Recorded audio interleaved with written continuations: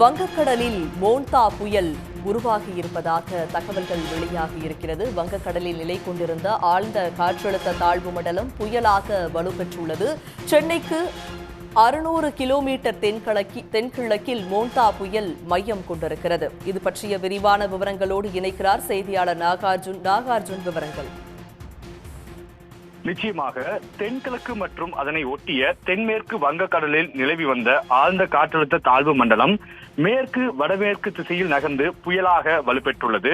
தென்மேற்கு வங்கக்கடல் மற்றும் அதனை ஒட்டிய மத்திய மேற்கு வங்கக்கடல் பகுதியில் மோன்தா புயல் மையம் கொண்டுள்ளது.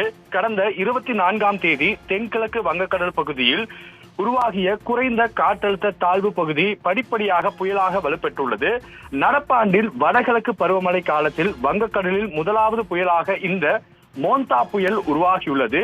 இந்த புயல் தீவிர புயலாக வலுப்பெற்றுள்ளது. மோன்தா புயல் அடுத்த 12 மணி நேரத்தில் மேற்கு வடமேற்கு திசையிலும் அதனை தொடர்ந்து வடக்கு திசையிலும் அதனை பின்னர் வடக்கு வடமேற்கு திசையில் நகர்ந்து நாளை காலை, அதாவது 28ஆம் தேதி நாளை காலை தீவிர புயலாக வலுப்பெறக்கூடும் என்று இந்திய வானிலை ஆய்வு மையம் தெரிவித்துள்ளது. குறிப்பாக சென்னையிலிருந்து இந்த மோன்தா புயல் 600 கிலோமீட்டர் தொலைவில் மையம் கொண்டுள்ளது. இதனால் சென்னை உட்பட தமிழகத்தில் 13 மாவட்டங்களில் காலை 7 மணி வரை மழைக்கு வாய்ப்புள்ளதாக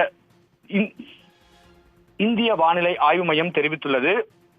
கடந்த 3 மணி நேரத்தில் மணிக்கு 16 கிலோமீட்டர் வேகத்தில் மேற்கு வடமேற்கு திசையில் மோன்தா புயல் நகர்ந்து கொண்டிருக்கிறது. முன்பாக மணிக்கு 13 கிலோமீட்டர் வேகத்தில் நகர்ந்து கொண்டிருந்த இந்த புயலானது தற்போது 16 கிலோமீட்டர் வேகத்தில் நகர்ந்து கொண்டிருக்கிறது. சென்னையிலிருந்து சுமார் 600 கிலோமீட்டர் தொலைவில் இந்த மோன்தா புயல் மையம் கொண்டுள்ளது. இதனால் தமிழகத்தில் சென்னை உள்ளிட்ட 13 மாவட்டங்களுக்கு மழை பெய்ய வாய்ப்புள்ளதாக இந்திய வானிலை ஆய்வு மையம் அறிவித்துள்ளது.